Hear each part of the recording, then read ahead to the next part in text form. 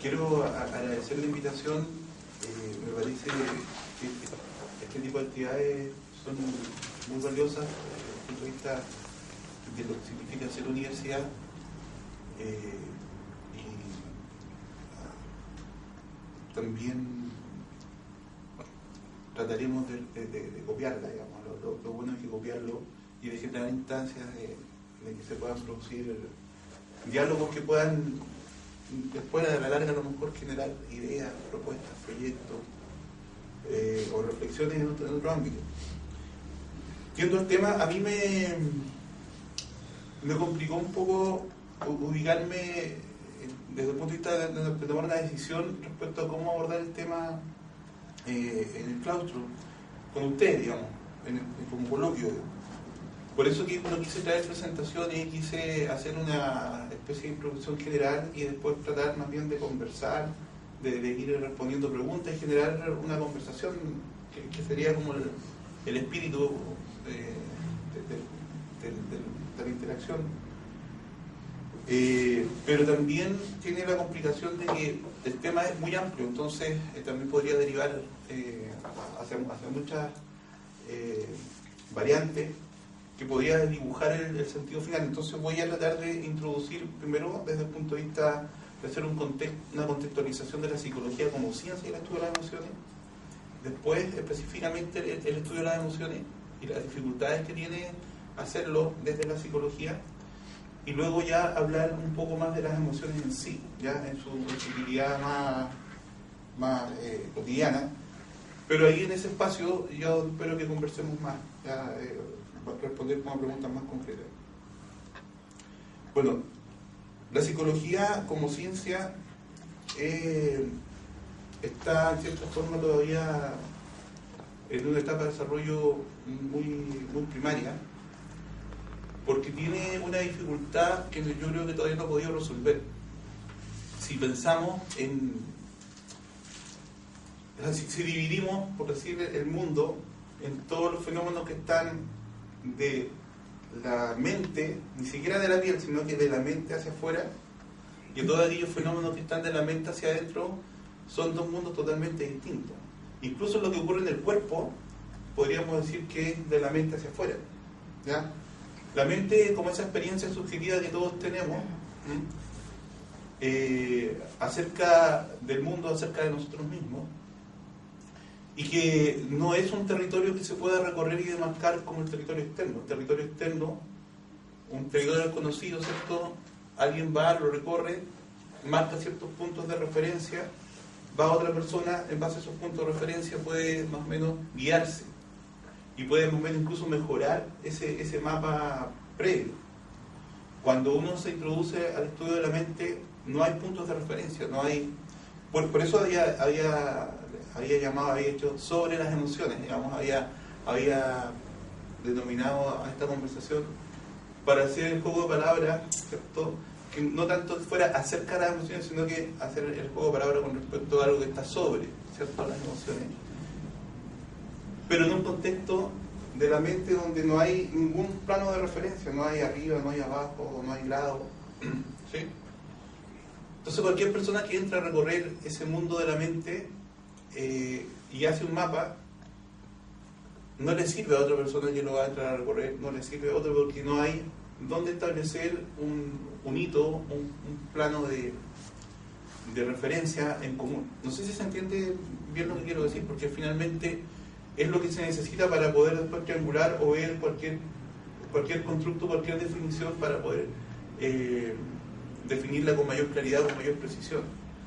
De hecho, en la psicología, los primeros psicólogos científicos trataron de conocer la estructura de la mente y no pudieron.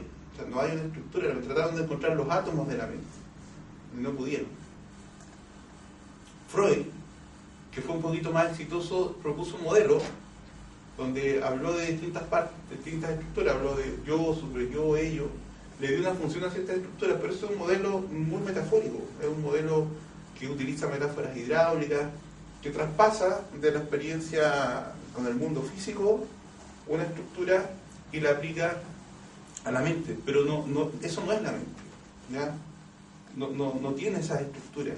es una forma muy, muy burda de describir algo que podría estar ocurriendo ahí adentro. Entonces eso hace que la psicología sea muy compleja de abordar con el método científico. ¿Y cómo se aborda? Se aborda tratando de operacionalizar constructos acerca de la mente, por ejemplo, procesos cognitivos, procesos afectivos, o sea, emociones, se habla de creencia, se habla de percepción, ¿ya? De conciencia, y se trata de operacionalizar a partir de conductas observables. Una conducta observable puede ser las expresiones faciales, ¿cierto? O cierto tipo de ejecución en la conducta, o cierto tipo de comportamiento. Y básicamente también lo que las personas dicen, ¿ya? Lo que expresan con palabras, por ejemplo, las creencias, las expectativas, las sensaciones o sentimientos que ellos pueden expresar, se recogen como información. Pero para poder interpretarla se necesita una teoría que le dé sentido a esas creencias o expectativas en un constructo específico que le podemos llamar autoestima, personalidad, capacidad para resolver problemas, inteligencia, motivación. Son grandes constructos que no sabemos qué son en el estricto sentido, sino que los trabajamos en función de la operacionalización que se hace en la forma de medición. Esas dificultades han tratado de superarse a partir de ir haciendo más sofisticadas mediciones. Pero, por ejemplo, tenemos mediciones súper sofisticadas de la función de cómo se activa el cerebro bajo ciertas conductas o bajo ciertas operaciones, ¿ya? Que son el cerebro se activa cuando una persona está sintiendo una emoción determinada, o cuando está ejecutando una tarea determinada, o está resolviendo un problema. Tenemos registros fisiológicos como el polígrafo, como la prueba de mentira, por ejemplo. Si el corazón está latiendo más o menos fuerte, si la piel está sudando un poco más o menos. Pero ninguna de esas medidas correlaciona de manera precisa y exclusiva una determinada función mental, ¿ya? No hay una relación uno a uno entre lo que podamos decir una medida observable de la actividad del cerebro con una medida subjetiva, ¿cierto? Un reporte subjetivo de lo que la persona experimenta. Entonces viene la pregunta de fondo, o sea, si bien sabemos que hay una relación estrecha entre la mente y el cerebro, no está claro cómo emerge del cerebro la mente y la experiencia subjetiva. Y por lo tanto no está claro todo lo que de ahí emerge. Incluso no está claro cómo es que el cerebro puede conocer la realidad. Es una pregunta bastante mayor. ¿Cómo el cerebro conoce? ¿El cerebro y la mente son cosas distintas, no? Son cosas distintas. Son cosas distintas. Uno puede pensar que el cerebro, o sea, en la historia de la humanidad, al comienzo incluso se pensaba que el cerebro, o sea, que el corazón era el que comandaba el cuerpo, por ejemplo. O sea, se ha llegado recién en los últimos años a hacer una asociación entre mente y cerebro, que es bastante evidente por cuanto en la medida que la mente se enferma o se daña, se alteran las funciones, el cerebro se enferma o se daña, se alteran las funciones mentales. Pero el problema es que no sabemos cómo el cerebro está generando la mente, ¿ya? Y pareciera ser que en la mente hay factores o elementos adicionales a aquello que aporta la biología o a aquello que aporta el cerebro. O sea, no es una identidad o no es una relación uno a uno entre mente y cerebro. Y la mente siempre, por decirlo de alguna manera, va a ser mente en cuanto existan otros cerebros, otras personas y existe un contexto social también. Esa es una pregunta porque ahí en el fondo se le está designando. ¿Está qué? Se le está designando un nombre, mente, o a lo mejor podría decir espíritu, o otro nombre, a una cosa que no sabemos qué. En cambio el cerebro es un elemento físico medible y todo. Y de hecho la neurociencia ha tenido muchos avances respecto a entender el funcionamiento del cerebro. Pero ninguno de esos avances ha permitido responder la pregunta, bueno, si la mente está asentada en el cerebro, cómo el funcionamiento del cerebro hace emerger a la mente. Esto es relevante, lo podemos, si quieren, después discutir un poco más, ¿ya? Pero para ir al tema de las emociones, en la historia del estudio de las emociones se han tratado de abordar justamente desde aquellos aspectos que son más medibles. Por ejemplo, hay teorías de las emociones que se basan en las expresiones faciales y utilizan toda la expresividad, ¿cierto?, como sinónimo de emoción. Una expresión de rabia sería la rabia, una expresión de miedo sería el miedo, ¿ya?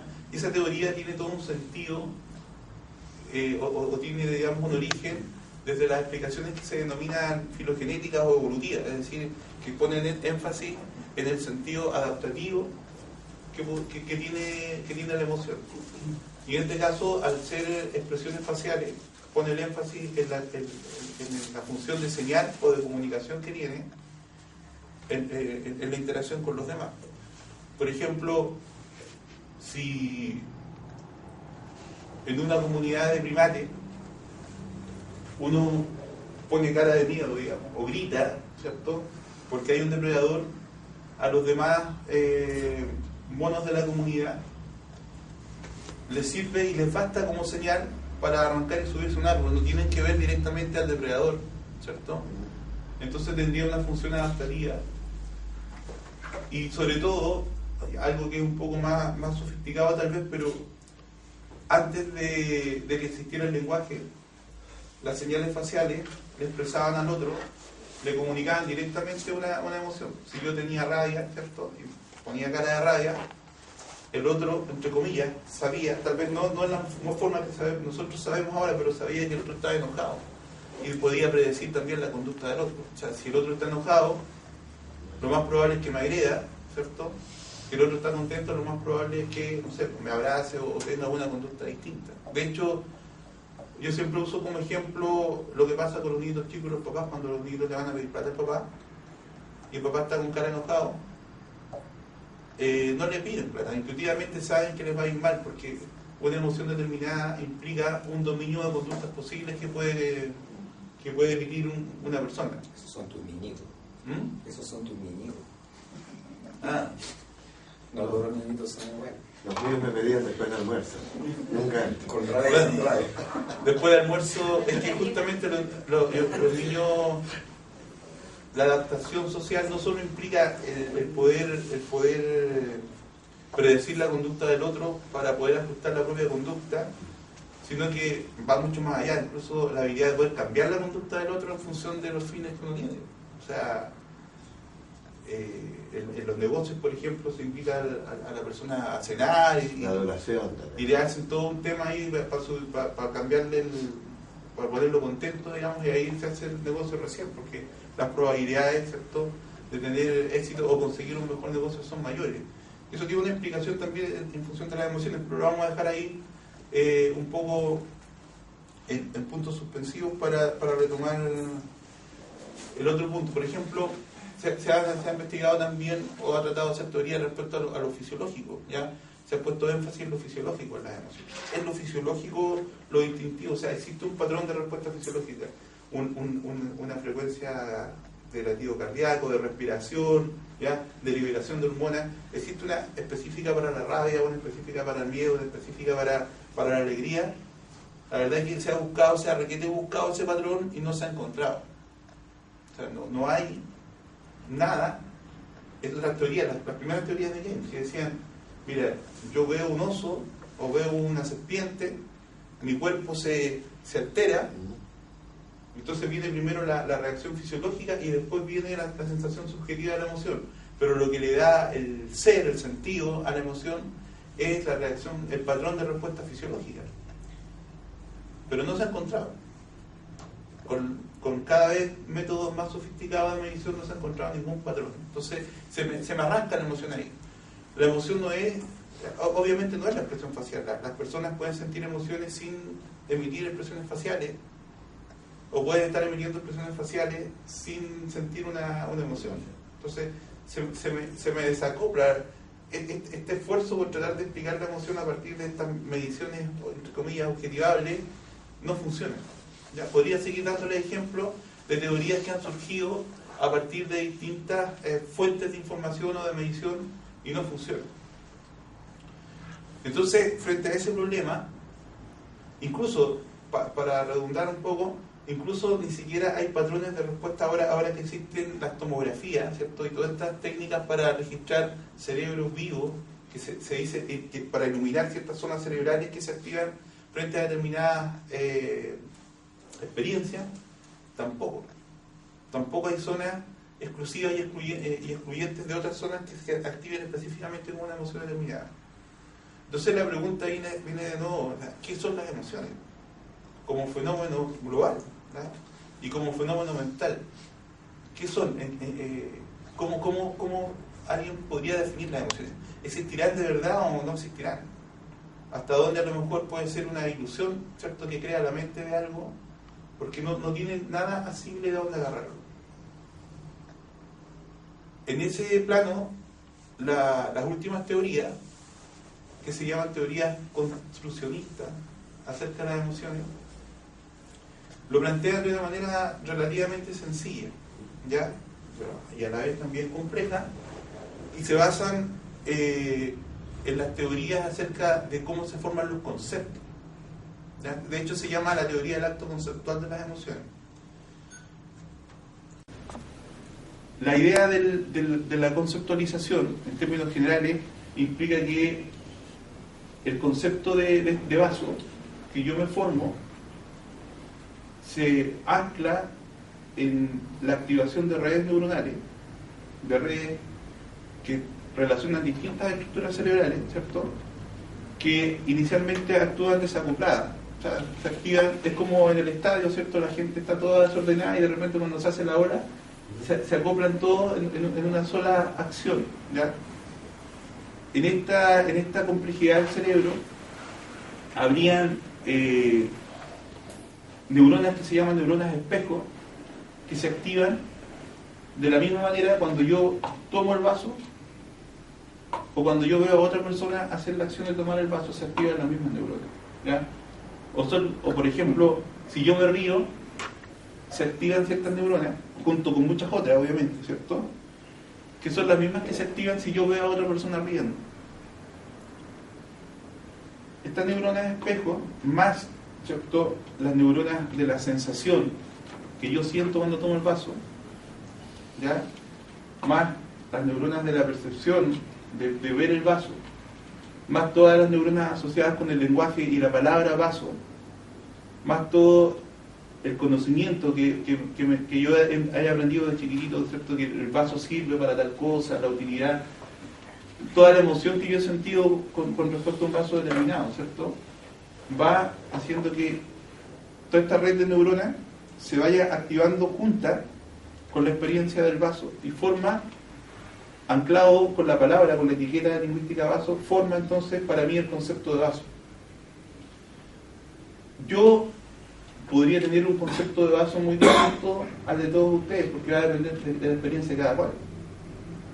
Puede ser mucho más rico, o puede ser mucho más reducido.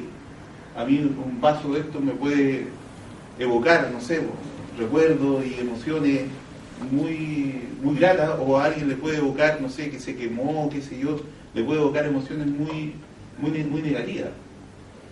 Y cada uno en ese sentido va a ser único en una historia, porque estos conceptos tampoco son fijos, sino que desde pequeños se van formando y se van enriqueciendo y van cambiando a lo largo de toda nuestra vida.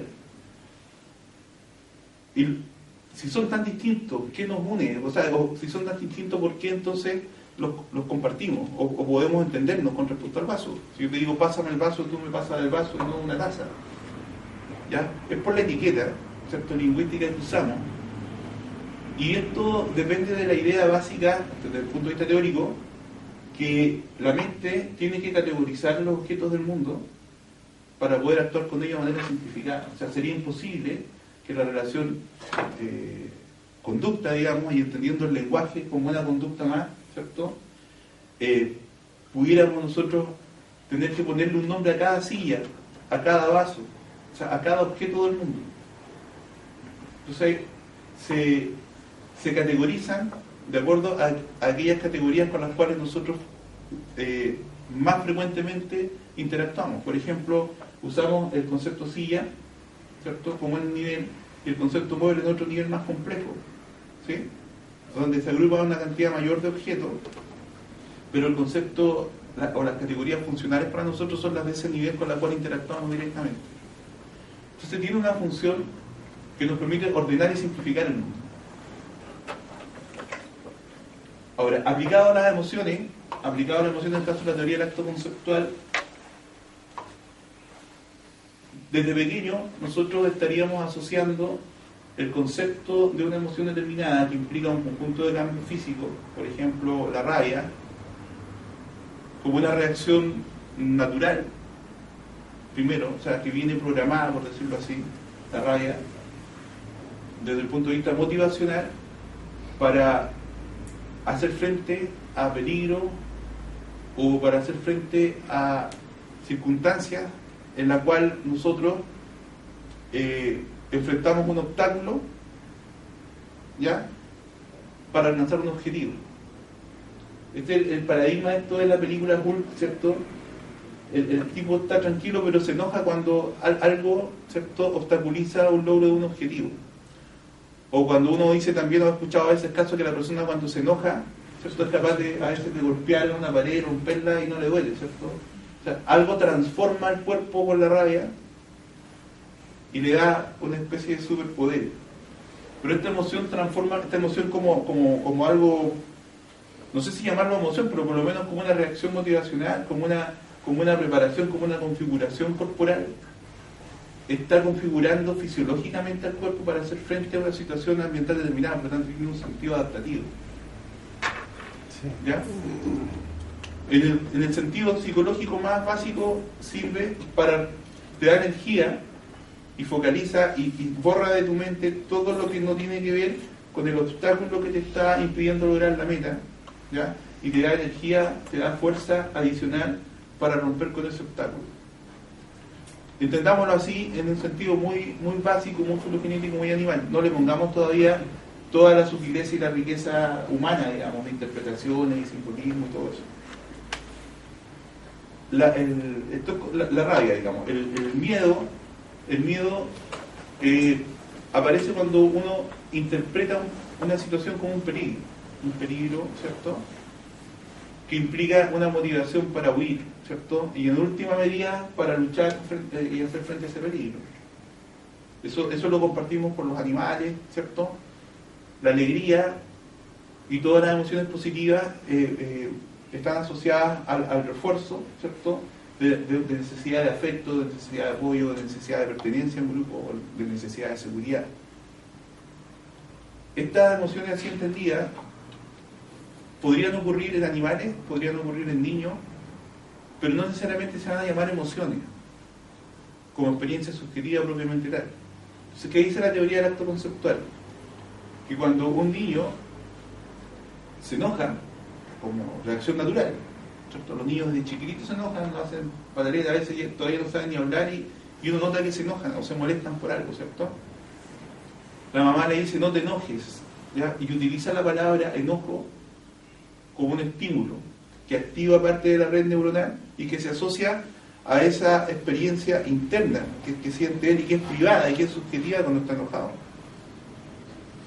Después puede ver al papá o al hermano o a alguien enojado, la madre dice, no te enojes, o le dice, mira, está enojado. Y utiliza nuevamente como ancla la palabra enojo, ahora en una persona que él está observando.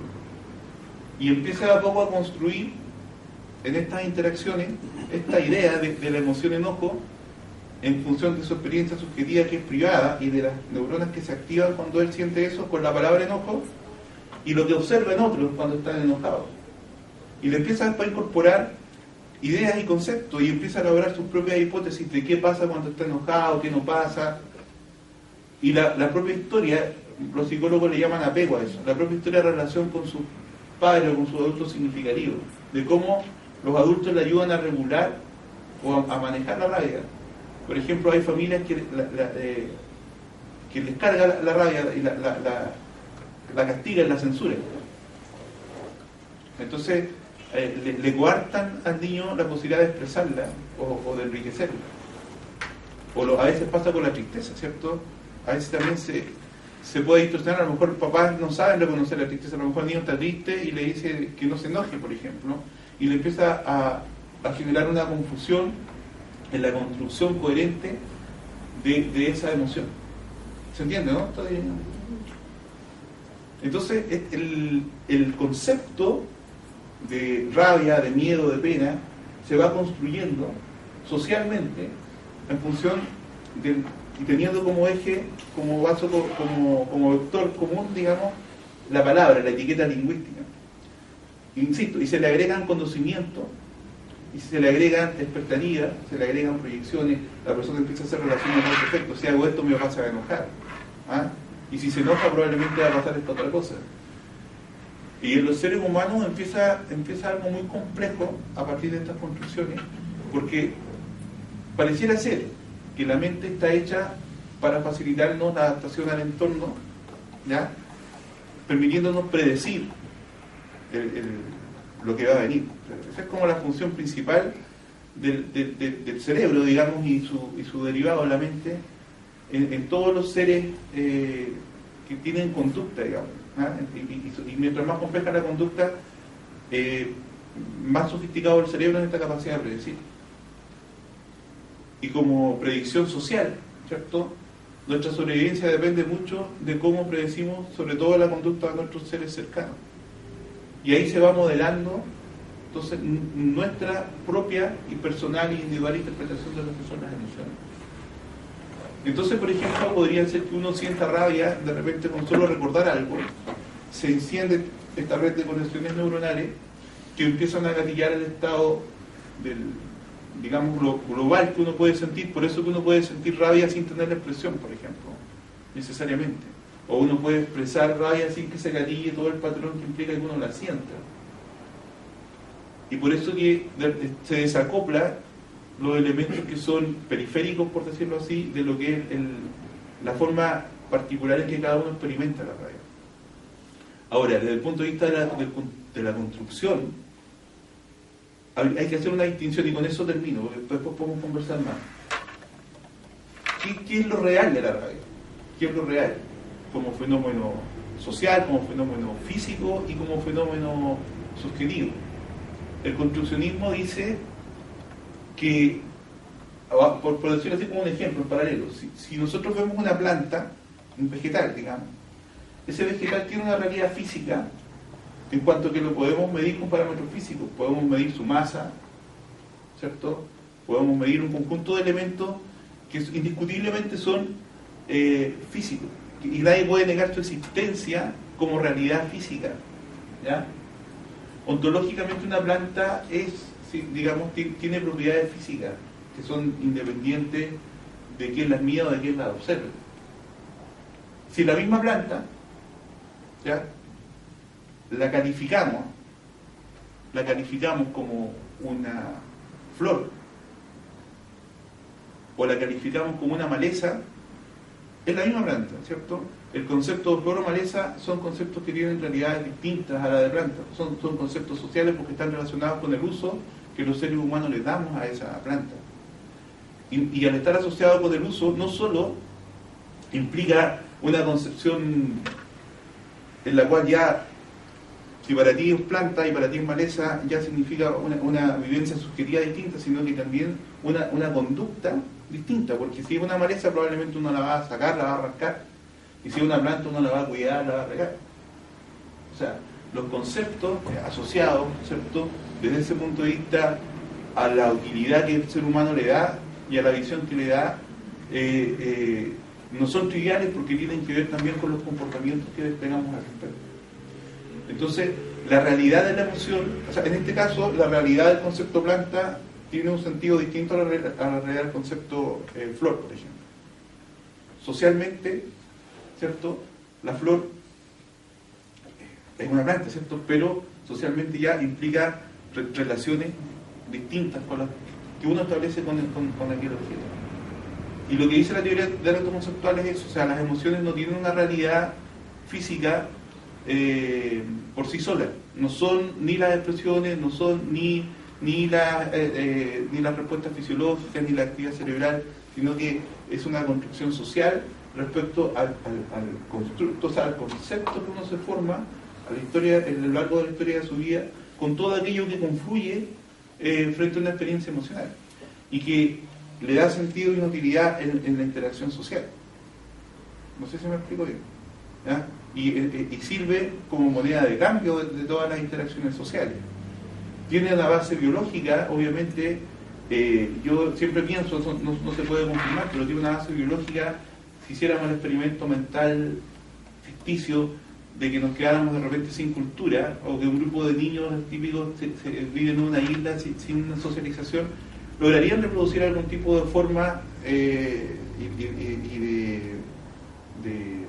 sociedad solo en base a las emociones. ¿Ya? Así como los perros que quedan en estado salvaje pueden igual cazar y coordinarse, porque vienen preformateados, por decirlo así, con un conjunto de emociones que son a la vez motivaciones, ¿cierto? Y a la vez coordinaciones de acción. Lo que hace en el caso de nosotros la cultura y el lenguaje lo enriquece y lo multiplica por mil, ¿ya? Para bien y para mal nuestro, porque las emociones pueden hacernos sentir fantásticamente bien como nos pueden hacer sentir pésimamente mal, ¿ya? Hasta ahí lo dejo para que conversemos, porque después hay toda una aplicación ya más psicológica de cómo funcionan las emociones en función de nuestro propio bienestar. Sí.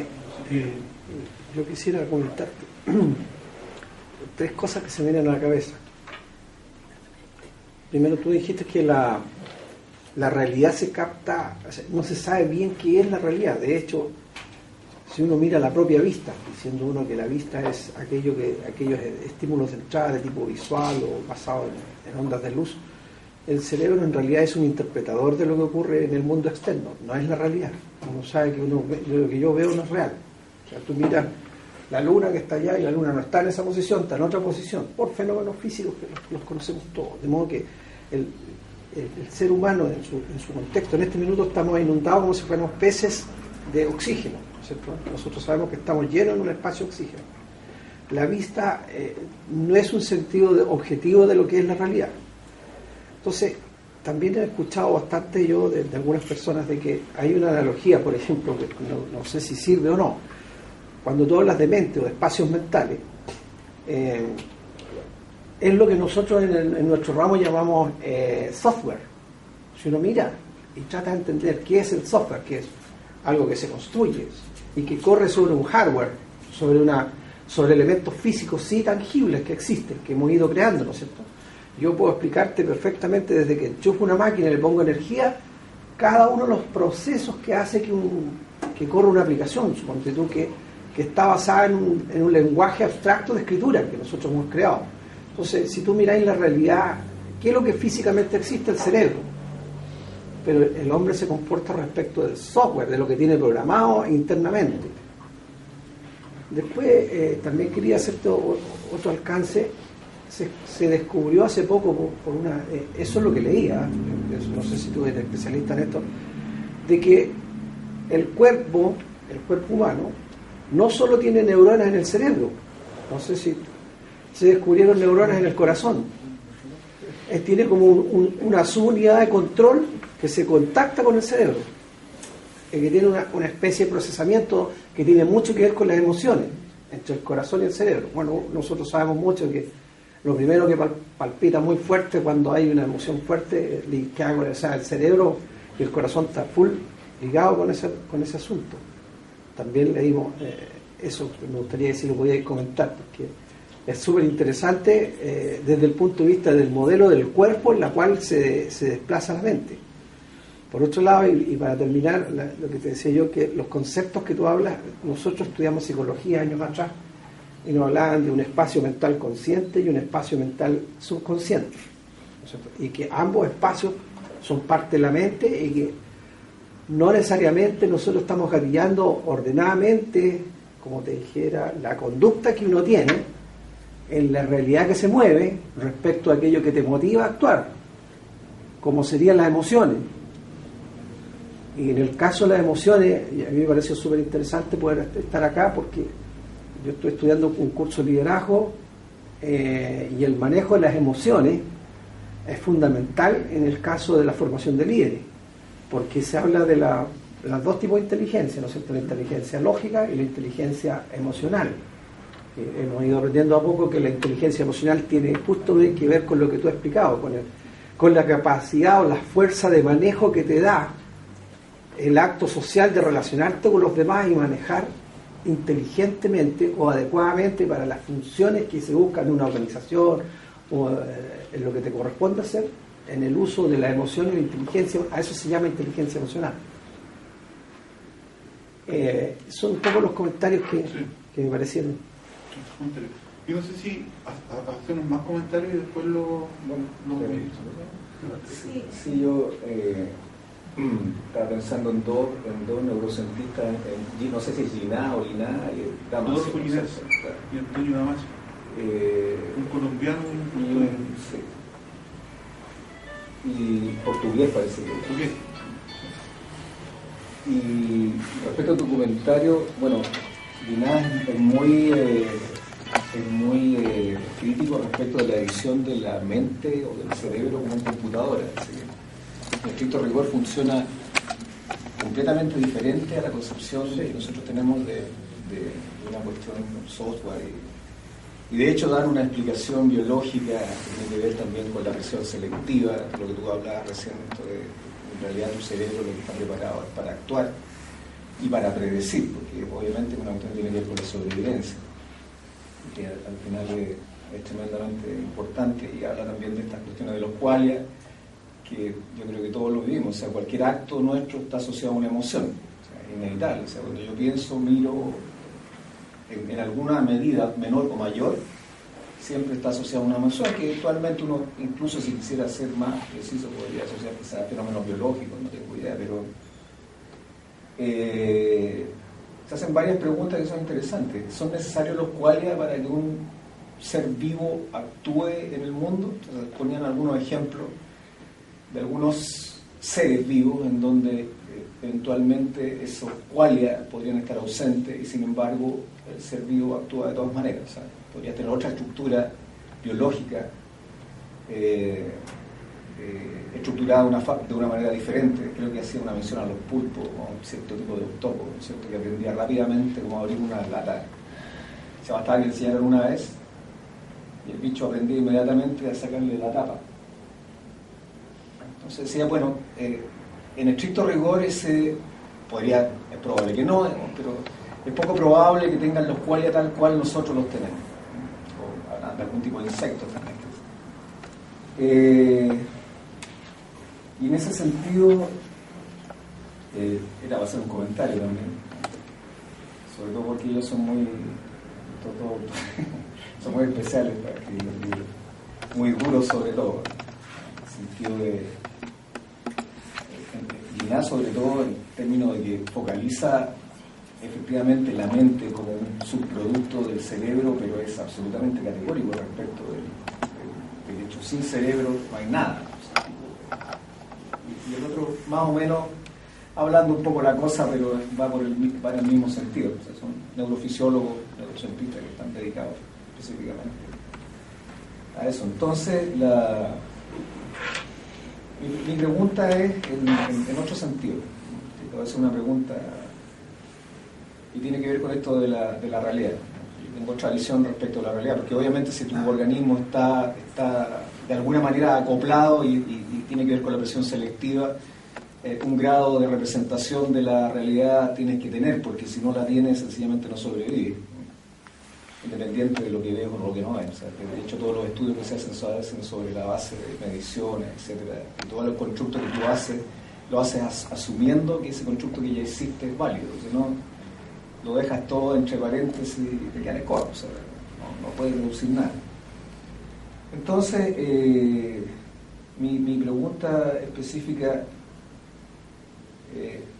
tiene que ver con, sobre todo con esta cuestión de Freud, ¿no es cierto?, que finalmente parece que ya no es tan... A propósito, quiero hacer un pequeño comentario de esta cuestión del inconsciente. Incluso ellos hablan... Hay efectivamente, aparentemente, cuestiones de las que tú no te das cuenta que tienen que ver con reacciones más primitivas, y hay un mundo inconsciente, pero no es finalmente tan definitivo como uno pensaba. ¿Es así? No te estás así. Pero. Sí. ¿Sí? Sí. Yo hasta ahora he entendido, o sea, no solo en la reunión, sino en mi vida, he entendido que las emociones son involuntarias y estarían asociadas más a cosas biológicas. Y uno podría tener constantemente estas acciones, estos actos, estas conductas, si me enojo, dejar la crema, si me emociono y lloro, por ejemplo, voy a llorar en cualquier momento, ¿ya? Pero hay allí algo que no sé si es exactamente de la mente, ¿ya? Que se sobrepone a la emoción y pareciera que es la mente la que está dominando la parte biológica, ¿ya? Pero entre medio hay algo que se llama voluntad, que no sé exactamente dónde cabe. Entonces con esa voluntad uno puede, por ejemplo, enmascarar la expresión, ya no demostrar mi enojo, ¿ya? Y la cultura, el mismo hecho de el raciocinio, sobre todo para nosotros los matemáticos, puede influir mucho eso. Vamos tapando la parte de las emociones, de los sentimientos, ¿ya? Sin embargo, o sea, uno los tapa, pero ahí va quedando algo, ¿cierto? Entonces, eso de que salga en algún momento esa emoción, debería haber algún recurso para hacerlo, ¿ya? Porque igual se va acumulando.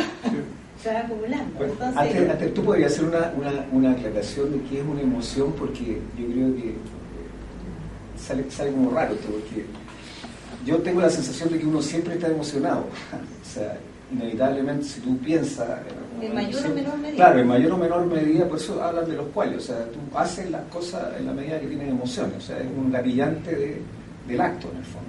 Entonces, ¿podrías tú...? Sí. Discúlpame, hagamos una primera para que no quede tan en el aire los comentarios de intención. Hay distintos niveles de complejidad en los que uno puede abordar el tema de las emociones. Desde el nivel en que uno como psicólogo puede hacer una intervención clínica o puede hacer psicoeducación bajo determinados supuestos, o ya a un nivel de un científico que quiere dilucidar qué es la mente y cómo se relaciona la emoción con la mente en un sentido mucho más profundo, incluso tal vez yendo a rozar lo epistemológico, digamos, ¿ah? Y entre medio hay mucho ruido también, mucha teoría mezclada con ideología y mezclada con aspectos religiosos.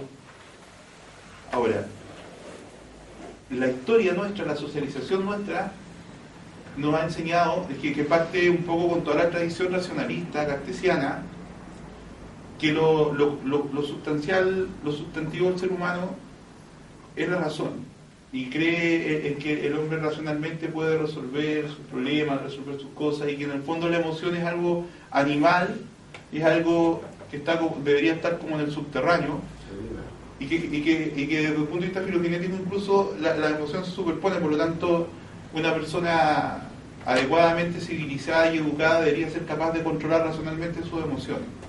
Esa es la visión tradicional, y creo que es la que todos nos formamos. De ahí entonces esta idea de que las emociones son más bien, nos devienen involuntariamente, ¿cierto? Y somos víctimas de esta forma, las emociones nos capturan, digamos, ¿ah?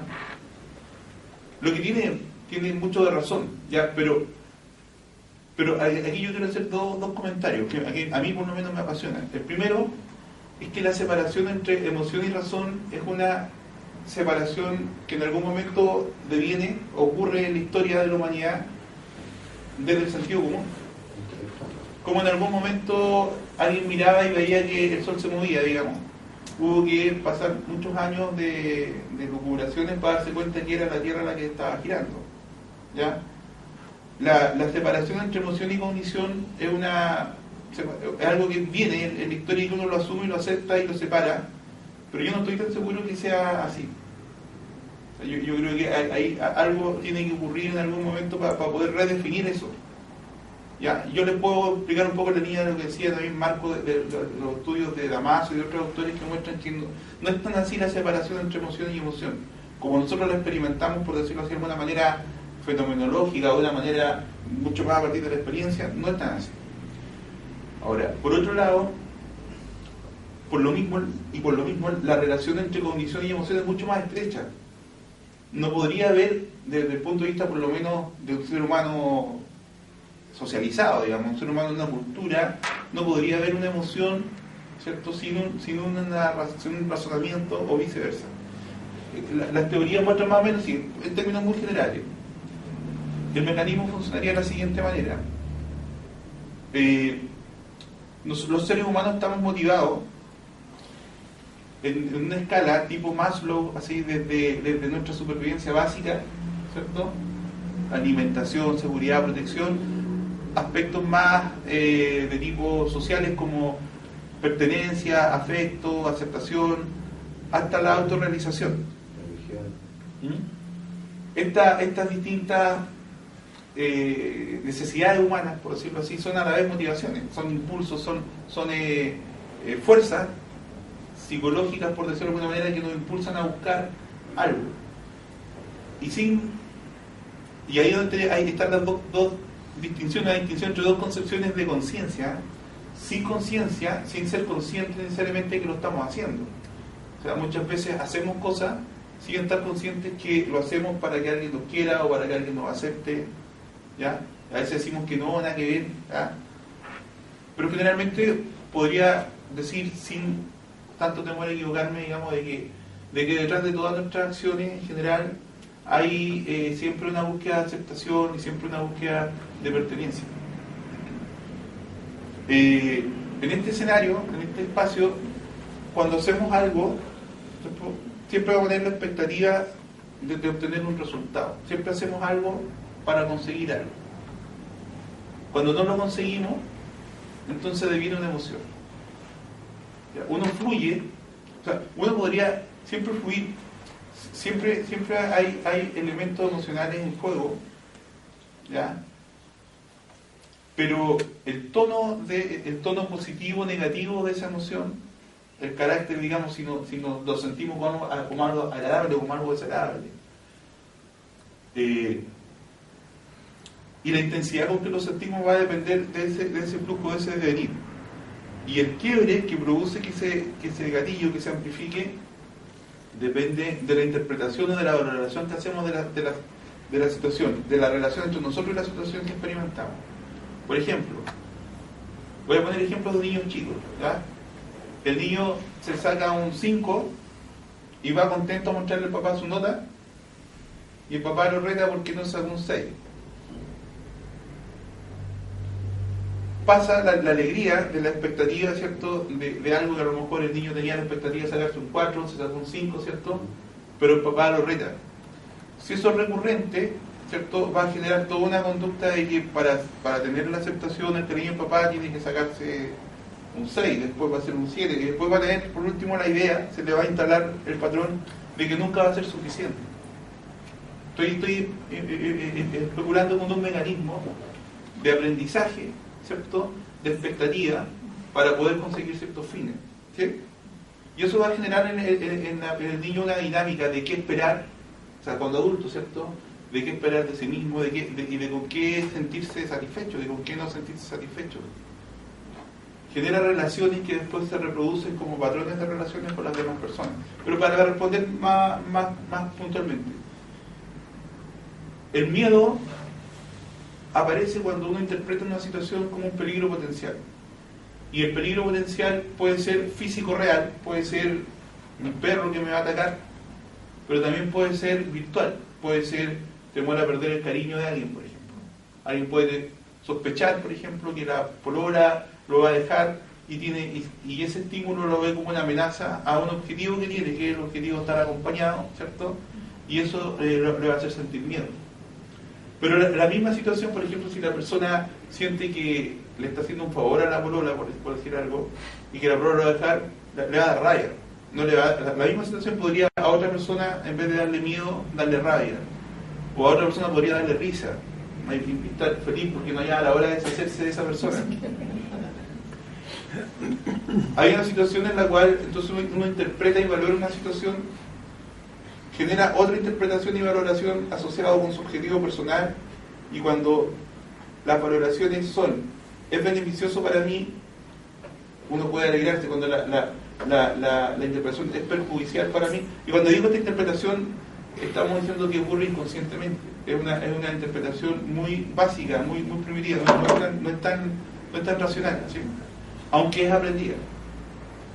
Entonces hay una articulación, se podría decir, que uno puede, desde el punto de vista psicológico, entender y interpretar muchas veces por qué uno reacciona en un momento determinado con miedo, con rabia, con pena. Puede tratar de entender cuáles son las expectativas, cuáles son las creencias que están en juego, puede tratar de hacerlas conscientes, y al hacerlas conscientes las puede tratar de cambiar, porque son hábitos en el fondo que uno se forma de cómo reacciona ante las cosas, y como todo hábito se adquirió, pero también se puede cambiar.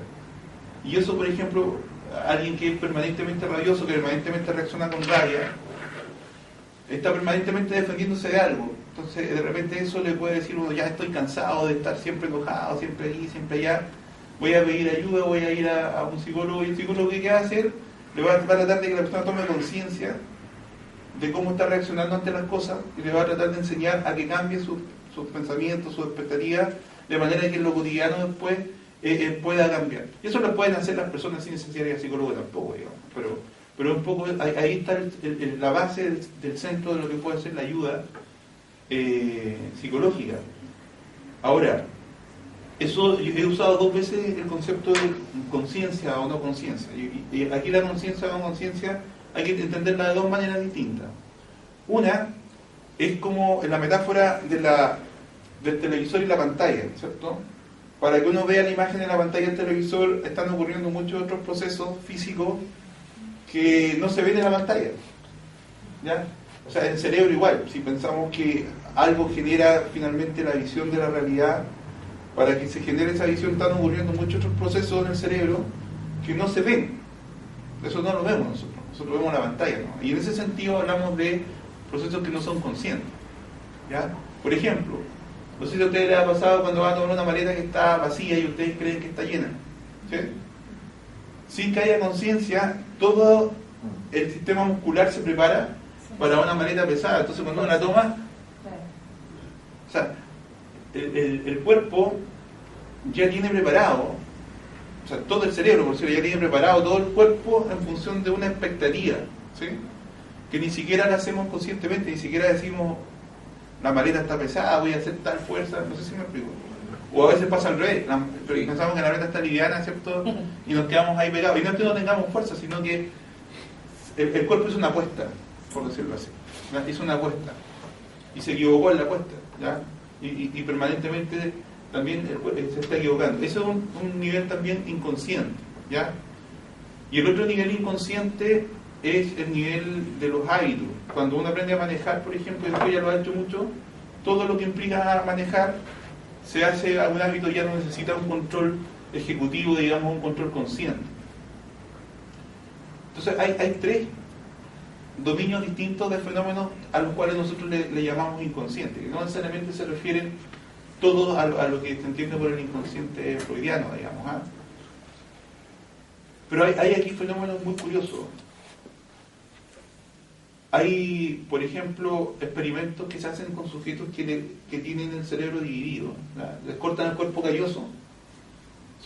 Generalmente lo hacen para tratar a las personas que tienen epilepsia y para evitar que la epilepsia le cause un ataque que pase de un hemisferio al otro. Y de esas personas que le cortan el cerebro, hay algunas pocas personas que tienen, casi todas las personas tienen la capacidad de hablar solamente en el hemisferio izquierdo, ¿ya? Pero hay personas que tienen en ambos hemisferios. Entonces, pueden en el fondo comunicarse separadamente con un hemisferio y con otro de la persona. Y le dicen a un hemisferio que se ría y le preguntan al otro por qué se rió. Y el otro hemisferio no tiene idea por qué se ríe. Pero la mayor parte de las veces ese hemisferio no dice, no sé por qué me reí, inventa una situación de por qué se rió. ¿Cómo se interpreta esto? Más otra evidencia. Que el cerebro siempre está tratando de buscar coherencia, siempre está tratando de buscar sentido. No sé si me explico. O sea, el cerebro lo que trata a nosotros de darnos coherencia y sentido permanentemente, de interpretar.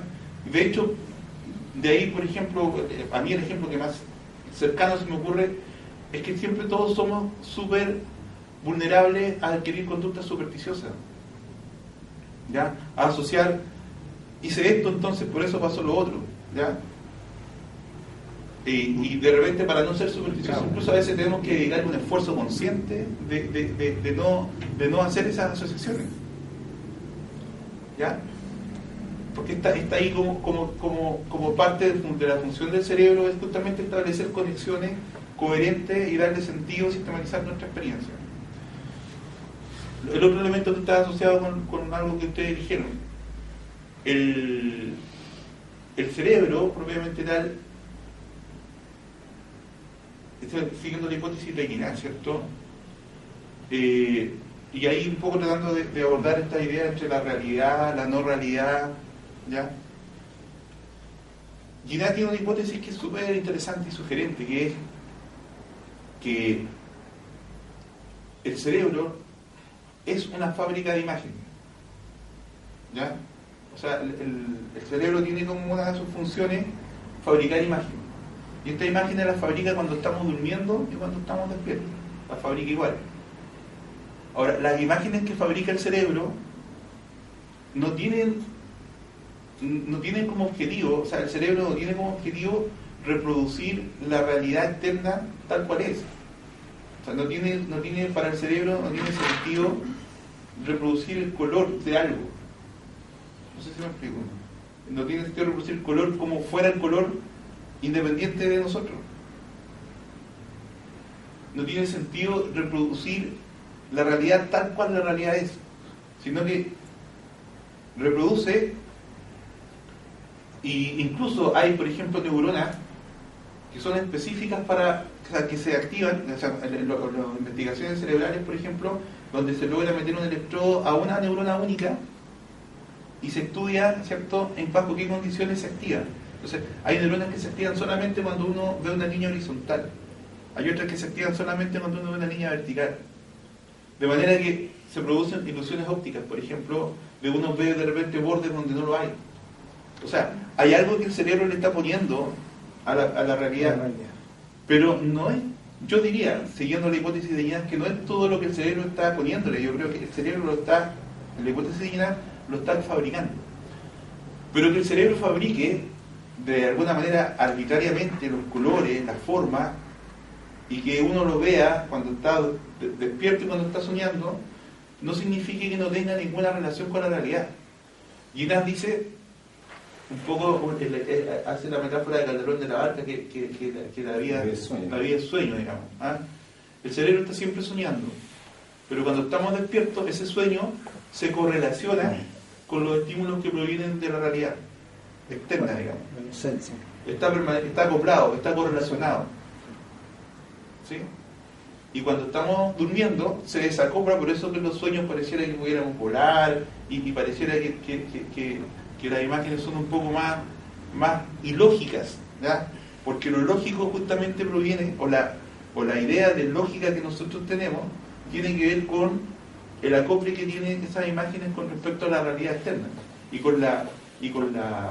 no solo con el acople en términos de lo cotidiano, sino que el acople con respecto a las predicciones que podemos hacer, de manera que efectivamente... Un acople evolutivo en el fondo. Si no fuese así, te estarías abandonado a tu suerte, ¿no? Entonces, en ese sentido, los constructivistas, por lo menos los norteamericanos, son súper rigurosos en hacer una diferencia, en decir, en términos absolutos, en términos ontológicos, la realidad no es independiente del observador, en el sentido que el observador está equipado con una maquinaria que justamente fabrica esas, entre comillas, imágenes de la realidad, ¿ya? Pero no va a pasar nunca, ¿cierto?, que a mí alguien me pueda hipnotizar y me diga que esto es un plátano o una galleta y yo me lo coma y que mi cuerpo lo dijera como una galleta. No sé si me explico. O sea, la realidad física de esto, no, por mucho que yo esté convencido de que es una galleta, me lo como como galleta, pero mi cuerpo no lo va a digerir como galleta. ¿Se entiende, no?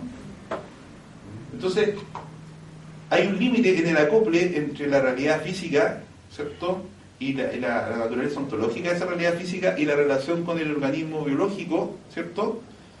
Y luego está el organismo, la mente como elemento social. Ahí, claro, la realidad es construida como realidad social porque los conceptos que usamos dependen de la cultura, ¿cierto? Y dependen de nuestra historia de acople con la realidad, con la cultura. Pero eso no va nunca a estar por encima del acople más primario, que es el acople biológico del cuerpo con el entorno físico en el que está interactuando. No sé si me explico. Sí, y ahí aprovecho de calzar la siguiente pregunta. Esta es una pregunta para usted. Como estamos hablando de las emociones, me doy cuenta que tú estás explicando las emociones y parece ser que hay una estructura de emocional.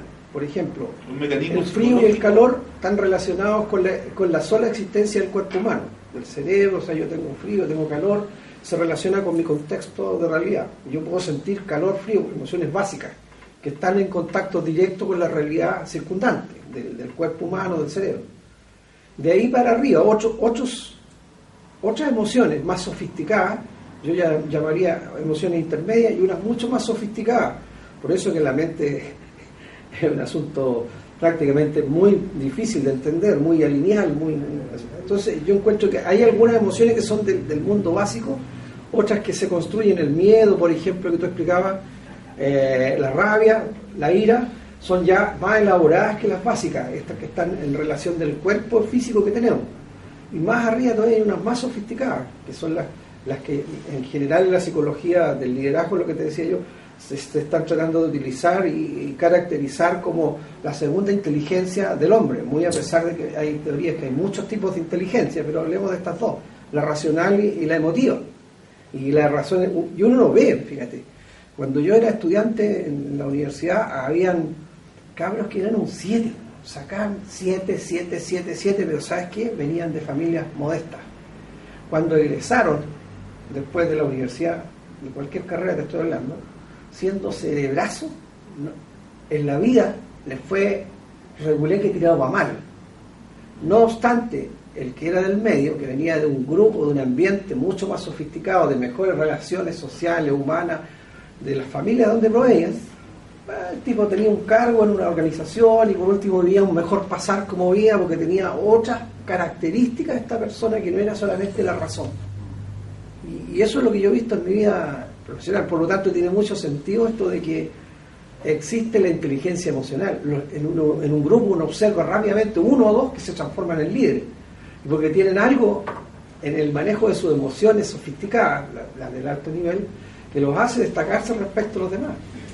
Entonces, me da la impresión, y es la pregunta, ¿están estratificadas las emociones así como...? Interesante tu pregunta. Voy a responder al tiro, por lo menos desde mi perspectiva, pero Eduardo, esa pregunta no lo quiero dejar de lado. No, está bien. Y además el director de investigación. A ver, lo siguiente. Entonces las emociones no es una cosa racional. Es una persona de repente le agarra y la controla y le da. Es racional y afectivo. Ambas cosas. Yo te puedo explicar. Ya, porque, y ahí la pregunta es por qué hay gente que tiene más emociones que otros. Porque hay gente que se... ¿O por qué no reprimen más emociones que otros? O puede ser, claro, puede ser lo mismo. Claro. Si eso, bueno, eso pasa con la realidad. Pero la pregunta de fondo que yo quería hacer es la siguiente. ¿Qué significa, o si tiene que ver con esto, la intuición? Eso. Porque aquí la palabra intuición, no sé si es lo mismo o no, pero no aparece, digamos. Sí. Siendo que intuición uno lo define por lo menos cotidianamente como algo irracional, que uno intuye algo y... Sí. Mira. Respecto a las emociones y la razón, yo pienso que nosotros actuamos con un cierto equilibrio entre la razón y la emoción. Ahora hay ciertas ocasiones en que una emoción puede llegar a un cierto límite de tal manera que la razón no lo puede controlar. Por ejemplo, tener miedo al pavor, ¿ya? Es un paso diferente donde ya se pierde la racionalidad. Y al revés, ¿ya? En un momento dado la racionalidad puede controlar una emoción. Por ejemplo, no sé, pues, aquellas personas que están en una situación límite, por ejemplo, en una batalla, en una guerra, que todos tenemos miedo, pero hay ciertos instantes en que como que se pierde el sentido del miedo. Es tan intensa la emoción que el cerebro no lo quiera. Entonces, no la razón. Pero no la, o sea, claro, no la razón. Entonces, ahora, ese sentido de perder el miedo también podría ser por algunos que hay dañadas ciertas zonas del cerebro, ciertas células. Oye, yo vuelvo a insistir en lo mismo, porque tiene que ver con esta cosa de la intensidad de las emociones. Porque de todo lo que conversamos aquí, todos preguntamos lo mismo, o sea, esta diferencia entre racionalidad y emoción. Y aparentemente no es así, sino que es una misma cosa. O sea, tu emoción va acompañada, es el como dijiste tú, el motor de la acción, en el fondo. Sin emoción, estarías parado, o sea, como los catatónicos. Voy a tratar de explicarlo porque yo creí que lo había explicado, o sea, pero no quedó tan evidente la explicación de lo que tú estás preguntando. Mira, partamos para unir el tema de la inteligencia emocional, pero partamos con tú nombraste a la doctora Damasio, ¿ya? Damasio retoma un caso de 1900 y tanto de un tipo que estaba trabajaba poniendo los rieles del ferrocarril. Entonces este tipo tenía una barreta con doble punta con la cual apretaba el explosivo para después volar las piedras. Y estaba en eso cuando una chispa hace que explote, o explosione se dice, ¿cierto? Y la barreta le entra por acá y le sale por ahí. Y el tipo quedó consciente sin un trozo de lóbulo frontal, digamos. El tipo queda consciente, lo atienden, después se recupera y sigue haciendo, digamos, su vida.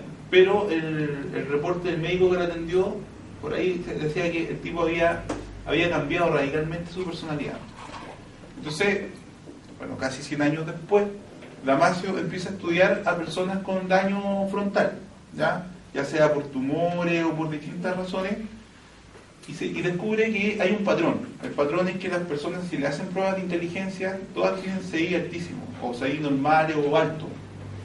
Sin embargo, en su vida cotidiana son un desastre. Son personas que no pueden tomar decisiones, los engañan con mucha facilidad, se embarcan en proyectos que no tienen mucho sentido. ¿Ya?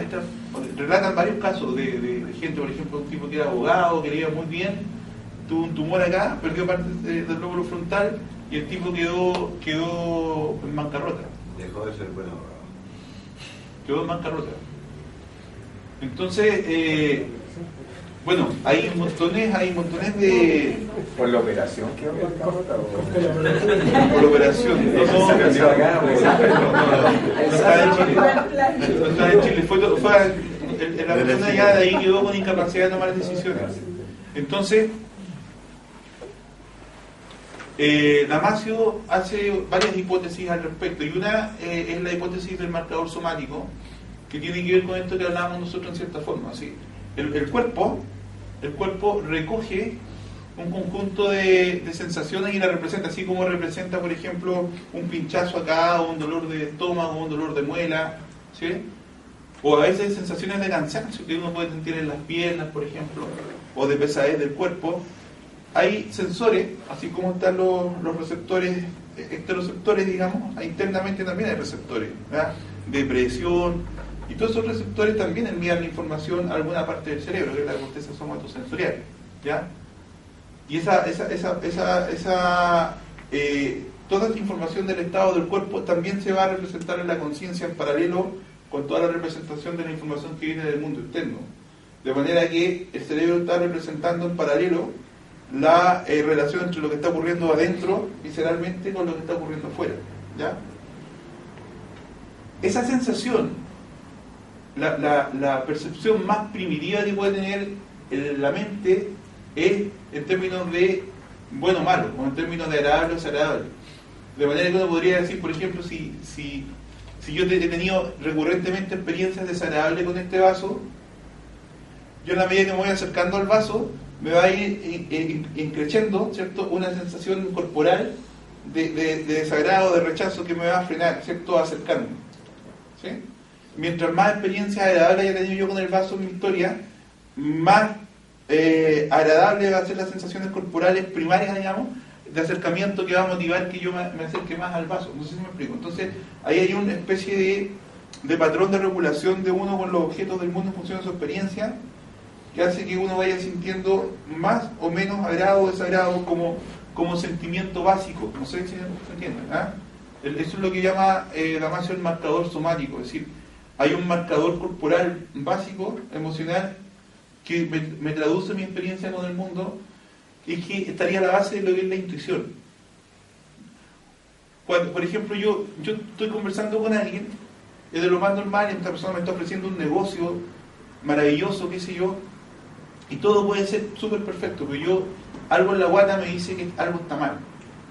Yo logré captar, a lo mejor no consciente, pero logré captar algún patrón, algo en el sujeto que me dio desconfianza, pero que no se me expresa racionalmente, sino que se me expresa visceralmente con esta sensación de desagrado.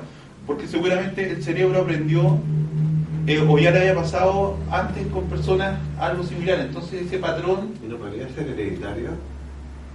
Es que la pregunta es otra. Si en términos de las emociones, por ejemplo, han considerado lo hereditario, o sea, el aprendizaje genético, digamos, de que llega la persona. Hereditario sí, pero en el sentido de que hay, o sea, por ejemplo, ¿por qué le agarramos miedo a las arañas, a los ratones y a todas estas cosas de roedores con mucha más facilidad? Hay un concepto que se llama, o sea, asumiendo que todo lo que somos es aprendido, hay preparación o hay predisposición a aprender mucho más rápido ciertas reacciones emocionales a distintos estímulos por toda la influencia filogenética.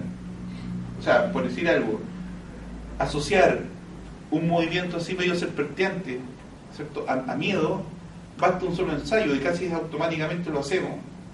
De repente en el refilón así tú ves algo que se mueve, inmediatamente el corazón te empieza a saltar, ¿cierto?, a asociar. Y no todas las seres humanos es igual, para empezar. Pero es que esa es otra cosa que habíamos comentado que es importante, que hay temperamentos distintos, o sea, sobre la base biológica. Pero ese es otro ejemplo que voy a dar después, para no irme un poco. Esa preparación es súper importante, porque claro, nos marca, nos une, digamos, nuestro pasado filogenético, pero igual hay diferencias individuales que son importantes. Pero no hay un aprendizaje así de que mis padres o mis abuelos hayan aprendido algo y después eso se haya traspasado a ellos. Ese tipo de aprendizajes son más bien culturales. La psicología no ha explorado en esa posibilidad. Sí, puede ser, pero es que la herencia lamarckiana es como, o sea, eso se estudió entre Lamarck, ¿cierto? O sea, las teorías lamarckianas no han encontrado evidencia de que hay aprendizaje de ese tipo. Hay por ahí algunas cosas que he leído al respecto, pero todavía es muy complejo de decir, por lo menos científicamente, que es así. O sea, porque es difícil diseñar un experimento que aísle totalmente los aspectos culturales. O sea, a ver, no, pero yo creo que él está preguntando otra cosa, porque en el fondo Lamarck lo que dice es que finalmente tu genética se ve alterada por el medio. En el fondo lo que dice eso. No. Sí, pero una parte sí, o sea, que tú puedes transmitir ese que es, por ejemplo, no sé, si tienes una determinada... No estamos yendo un poquito a algo muy específico, pero dejémoslo ahí, pues si se alcanza a ver, pero que quería apuntar a algo que tiene que ver con lo que también habías preguntado tú. la experiencia entonces se va construyendo esta experiencia de aprendizaje emocionales desde pequeño por asociación, por aprendizaje vicario, qué sé yo, y se puede finalmente transformar en una experiencia, ¿cómo decirlo así? Simplemente en una intuición o en una sensación que te dice si es agradable o desagradable, o eso puede ser parte de un constructo más complejo que te puede llamar rabia, miedo, ¿sí?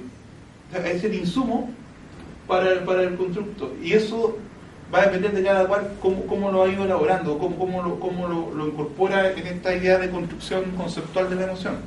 Y por eso que no es posible decir, o sea, es posible jerarquizar emociones, pero no es posible hacer como una especie de validación universal de esas jerarquizaciones.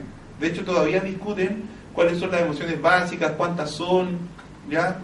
Y cada cultura puede tener emociones distintas a otras, o puede hacer distinciones distintas. Por ejemplo, alguien podría tener rabia, miedo, pena, rabia, enojo, ira, las podría todas categorizar igual, y para él es indistinto, o sea, son sinónimos, ¿no? ¿Ah? Tener rabia, tener ira, tener enojo, y alguien no puede decir, no, mira, el enojo es una especie de rabia, pero mucho más sutil, más débil, en cambio la ira es mucho más fuerte. Pero esos elementos no los podemos pensar, según la teoría del acto conceptual, ¿cierto?, como algo que tenga un a priori natural. No sé si me explico. O sea, no hay una base natural o física para poder distinguirla. Va a depender de la construcción y va a ser más o menos el consenso respecto a esas clasificaciones, en cuanto más o menos consenso social haya sobre esas clasificaciones, porque finalmente son aprendizajes, no sé si me explico, son aprendizajes subjetivos individuales. Hasta dónde llega el enojo, dónde empieza la rabia y dónde empieza la ira, cómo clasificar eso, no sé si me explico. Es un tema mucho más personal a partir de la experiencia. Uno de los artículos que yo tengo publicado es un instrumento que se llama Apertura al Conocimiento y Cambio Emocional, que es un constructo que es un poquito distinto o complementario al de inteligencia emocional. La inteligencia emocional supone que la persona, por lo menos en 3 o 4 dimensiones, que la persona es capaz de percibir las emociones de los demás y de sí mismo, de entenderlas, de saber qué emoción es, y por último, de saber qué hacer frente a esa emoción. Cuando una persona tiene esos 3 conocimientos básicos, que son conocimientos, ojo, la inteligencia emocional no es un fenómeno así como que genéticamente alguien tenga más o menos inteligencia, sino que es un conocimiento, ¿ya? Un conocimiento que te permite actuar. Yo ahí le pongo un valor pero muy fuerte al conocimiento, porque el conocimiento para mí cambia la conciencia. O sea, yo siempre veo que el sol se mueve, es el conocimiento que yo tengo de que la Tierra es la que gira la que me hace ver distinto, un poco lo que tú decías, ¿cierto? El que me hace ver distinto ese fenómeno y me hace interpretar de manera distinta. Yo puedo vivir las emociones a las que te criaste y las vivo como algo animal que está ahí, que hay que dominarlo, o las puedo vivir, ¿cierto?, como que son fenómenos aprendidos que tienen que ver con lo que yo creo y que tienen que ver con las expectativas que tengo y que tienen que ver con los motivos que tengo. Mi forma de entender y de vivir de ahí en adelante las emociones va a cambiar. No sé si me explico. A lo mejor automáticamente no, a lo mejor me voy a seguir enojando, voy a seguir actuando por los hábitos que tengo de la misma manera. O seguir reprimiendo. O seguir reprimiendo. Pero en la medida que yo ya sé, y conozco el mecanismo, ahora ya yo puedo decidir si quiero o no quiero cambiarlo. Y no significa que va a cambiar automáticamente porque sepa, pero sí gradualmente, en la medida que voy tomando conciencia, lo puedo cambiar. Por poner un ejemplo, a lo mejor un poco burdo, pero hay personas que cuando paran en el semáforo está en rojo así, se meten el dedo en la nariz, ¿cierto? Y lo hacen automáticamente. Uno a veces mira para el lado así, ve a alguien así. Cuando por ejemplo, supongo que yo lo hiciera. Después te saludan, ¿sí? Cuando uno toma conciencia de que lo hace y le da plancha, ya un primer momento, ¿cierto?, para cambiarlo. Después te viene, después te pillas haciéndolo y lo dejas de hacer. Y varias veces empiezas a pillar, pero llega un momento en que ya cambiaste el hábito. No lo haces. Por ejemplo, me miran feo y yo me enojo, ¿ya? Ahora, yo interpreto que me están mirando feo, la otra persona a lo mejor le duele la guata o le pasa cualquier otra cosa, yo estoy interpretando, me enojo. ¿Por qué me enojo? ¿Cierto? Si eso es automático, yo no voy a saber por qué, entonces yo me enojo nomás. Y la otra persona se enoja conmigo y después yo digo, pucha, la gente que inventa, o sea, apenas nos saludamos ya estaban peleando conmigo. No tomo conciencia de la parte que tiene que ver conmigo. O sea, a la medida que tomo conciencia de que hay un patrón común y que tiene que ver conmigo, chuta, ¿qué estoy haciendo yo? Yo estoy interpretando todo tal vez como amenazante. ¿Y por qué estar interpretando? No sé, a lo mejor aprendí desde chiquitito que eso me traía beneficios. Por poner otro ejemplo, mira, un niño chico, en un contexto de papás aprensivos, ¿cierto? Si el niño se pone a llorar, va a conseguir lo que quiere. ¿Sí? Y ese puede ser su patrón siempre. ¿Qué le pasa al niño? Que cuando llega al colegio y se encuentra con otros niños, se pone a llorar, perdió feo, no lo pescan. ¿Cierto? Se socializó. Entonces tiene que aprender a adaptar su conducta para conseguir las cosas, ¿te fijas? Y va ampliando, y después ¿qué desarrollamos nosotros? Desarrollamos habilidades sociales para conseguir nuestro objetivo. Suponte tú que un niño vivió con su papá y se puso a llorar y consiguió lo que quería. Después en su entorno de amigos también le da resultados. Entonces, después para conseguir lo que quiere no tiene otra estrategia. ¿Ya? A eso no les pasa con gente y de repente empezáis a discutir un rato y ya se pueden a llorar y tú decís, ¿qué onda? O sea, si no era para tanto. Pero las emociones yo creo que tienen un trasfondo más profundo. ¿Por qué? Porque lo otro, digamos, una adaptación, digamos, al medio, como podría ser, digamos, el plantear emociones como lo hace un actor, por ejemplo, ¿eh? Que uno los ve llorar, ¿cierto? Y los ve sentir, etcétera, pero son técnicas, ¿eh? Claro. Entonces, pero la emoción es un aspecto, digamos. Claro, lo que pasa es que yo ahí justamente. Es que por eso, Mauricio, ¿qué es finalmente una emoción? Sí. Porque hay diferentes gradaciones. Sí.